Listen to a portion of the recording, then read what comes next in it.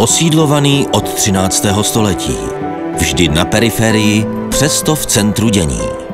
Útočiště břevnovských benediktínů po útěku před husity. Jedno z míst, kde započala 30letá válka. Broumovsko. Region, kam po staletí lidé přicházejí a který také občas opouštějí.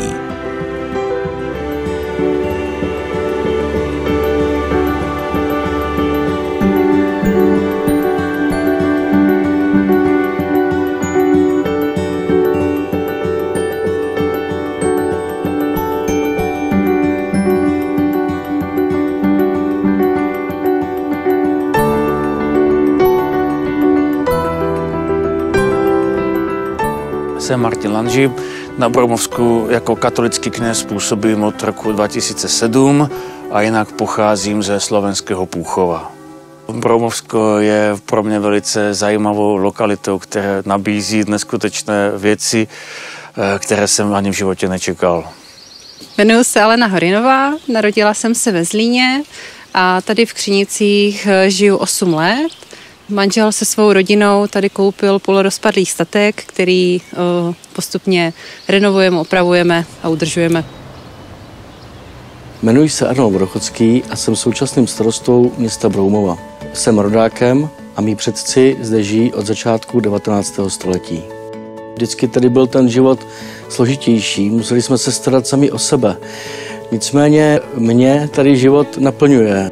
Formou kamarádů, kteří tady žijí, mám tady rodinu, mám tady práci a mám tady všechno, co k životu potřebuji. Někteří z příchozích výrazně proměnili tvář zdejší krajiny. Barokní architekti otec a syn Dientzenhoferové zde realizovali jedny ze svých nejlepších staveb.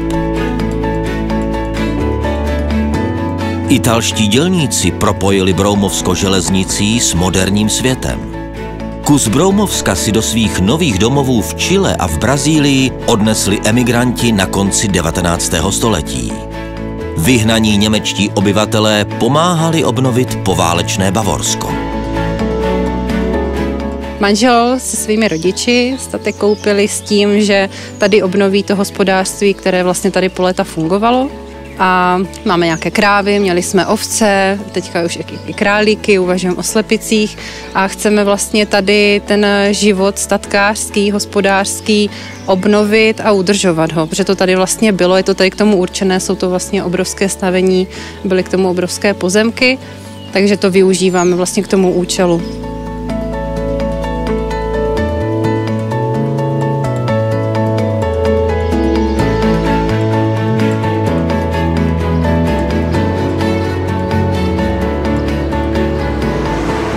V následujícím období hodlám věnovat Broumovu všechny své síly. Za ty 4 roky bych chtěl posunout město zase o kus dál tak, aby se tady lidem lépe žilo, aby se tady měli dobře.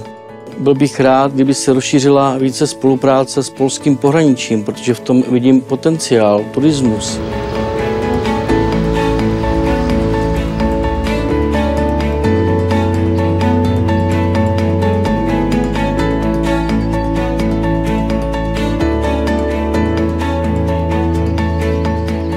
Je to dobrodružné, pod tím se dá ukryt opravdu hodně, zvláště kromě tedy na prvním místě pastorace, širokého spektra lidí, i když na druhé straně minoritního, tak potom mě hodně zaměstnává právě ona záchrana broumovské skupiny kostelů.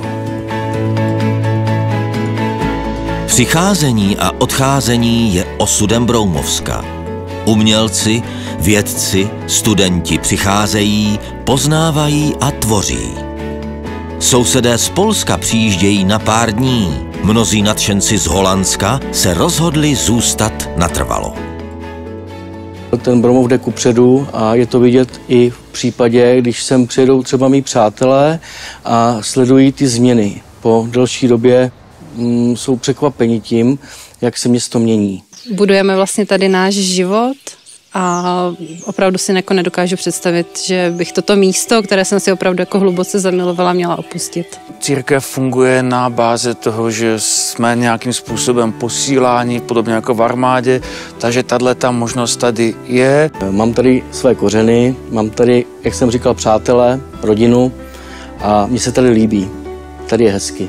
Jsem naopak připraven v tom všem pokračovat, pokud bude ze strany lidí, církve zájem, tak jsem k dispozici. Já si myslím, že je nejdůležitější, aby lidi žili smysluplný a naplněný život a to vlastně pomůže rozvoji toho daného regionu jako samo o sobě. Lidé, kteří prošli zdejším krajem, se stávají součástí jeho příběhu. A každý, kdo odsud odchází, si kus Broumovska odnáší sebou.